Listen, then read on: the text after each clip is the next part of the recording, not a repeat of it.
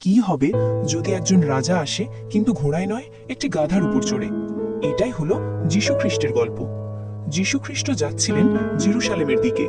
লোকেরা আগেই শুনেছিল তিনি রোগ সারিয়েছেন, তিনি অলৌকিক কাজ করেছেন, তিনি আশা দিয়েছেন, আর তাই ভিড় জমতে শুরু করলো। কিন্তু তিনি কোনো রাজার মতো এলেন না, না মুকুট, না সেনাবাহিনী, না কোনো শক্তির প্রদর্শন। তিনি এলেন একটি সাধারণ গাধার উপর চড়ে।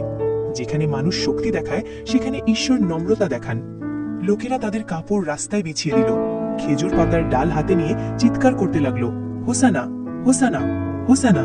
ধন্য তিনি যিনি প্রভুর নামে আসছেন।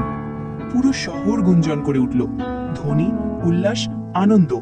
লোকেরা ভাবছিল একজন রাজা এসেছে, যে তাদের রোমান শাসন থেকে মুক্ত করবে। কিন্তু তারা বুঝতে পারেনি তিনি রোমান শাসন থেকে নয়, পাপ থেকে মুক্তি দিতে এসেছেন।